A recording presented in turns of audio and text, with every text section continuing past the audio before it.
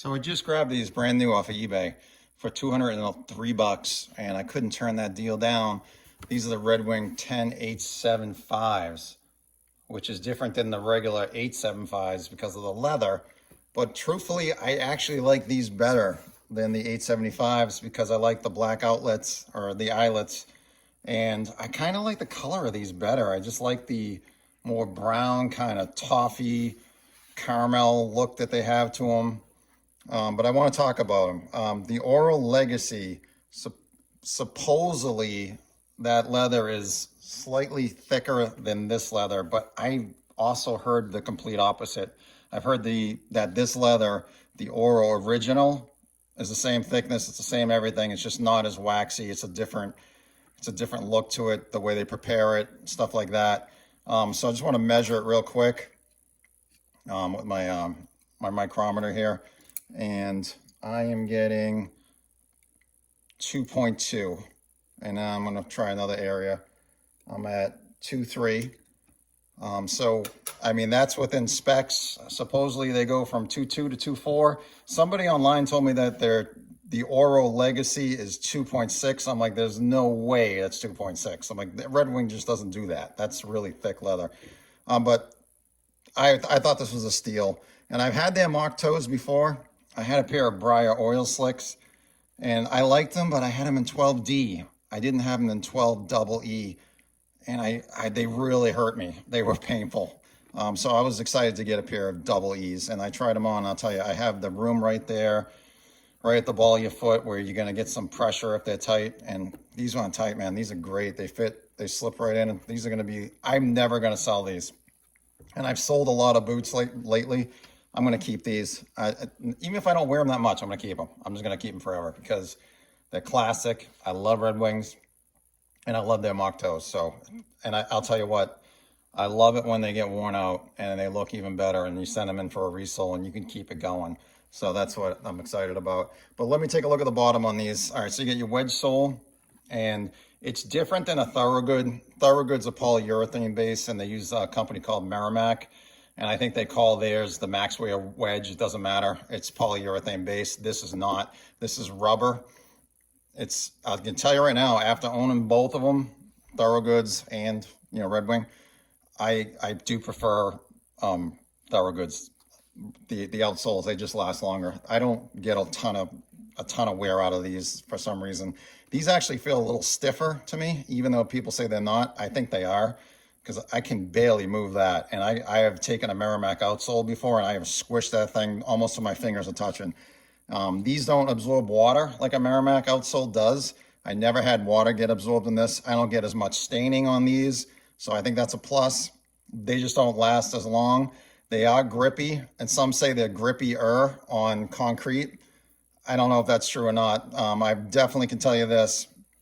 Wearing these outside in public in winter in New England, you're going to be holding on for dear life. So you got to be careful with that. But it's a casual boot for me. I know, and believe me, I know this is a work boot. I know that there are plenty of people that will wear this for work, and I don't blame you. If I was doing that type of work right now, if I was a carpenter, I'd be wearing these. I'd get 4 years out of these. I'd get them resold constantly. And the difference between the 875 and the 10-875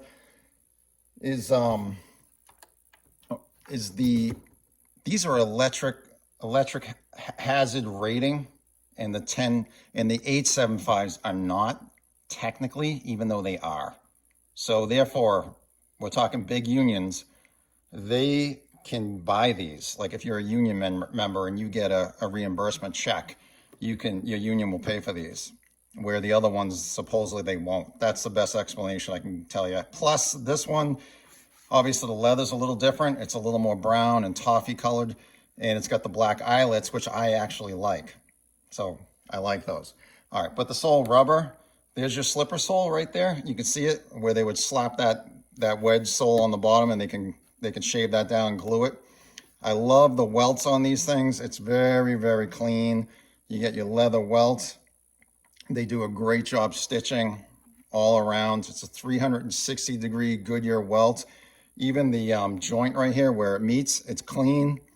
It's very neat, and I really like that. I appreciate that with this boot. If I go up to the heel counter, or the heel cap or the heel. It's stiff, and I believe it's leather. It is a leather heel counter, which is nice. So that'll last you a long time. I got double stitched in the back.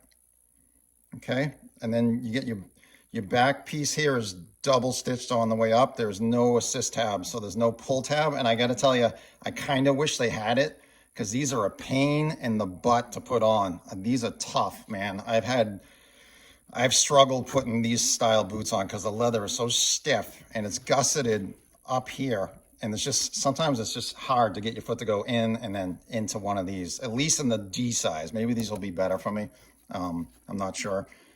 It's a true two-piece mock, which is different than a lot of mock toes, especially work mock toes, because they usually do a one piece and they do like a tracer stitch and it looks nice. It looks fine, but this is two piece and they tend to glue it or they cement it. So they pinch it right here and they work their way around, and it'll stay like that probably for about 3 months. And then you'll see it start to separate a little bit, and that's totally okay. That's totally fine with me. This is your Puritan stitch right here, where they have that triple stitch machine and they run it through with a nice piece of wax and it looks really sharp. You get the black on the white on the black, so you get that contrast. And in the back, they just do a double stitch, but it's still got a nice contrast. And then up here, black. And they give you this rolled over collar, which is well done. I really tend to like stuff like that rather than padded collars. The tongue is thick. I can tell you that. It's thick. It's going to take a while to break in. The laces, I'm not super in love with. I got to be honest with you. I'll probably switch these out to some black laces or leather laces. And then inside here, let me get my annoying flashlight out. That's your leather footbed, and that is what I believe is 3.45 millimeters thick. So that is going to kill you or kill me when I try to break this in, because I've done this and it takes a break in. Well, let me tell you, this was one of the toughest boots I've ever broken in my life, where was this style from Red Wing. Either that or the Iron Ranger. And I've had Pacific Northwest boots. This is harder for me, and I have no idea. It's stiff, it's unforgiving, and it doesn't bend at all. It's like stiff, as solid as steel. But yeah, it's a 10.875. I got them for a steal. I love the emblem too. And I'm going to do some updates in probably about a year. But man, I'll tell you what, for 200 bucks, I couldn't pass these up. And I do like them better than the Oral Legacy. I just think, I don't care for the Legacy when it patinas, it gets like reddish. And I don't know, I just don't care for that as much. This gets more brown and dark, kind of like that. But I want to keep these forever. I will never sell these suckers. Thanks.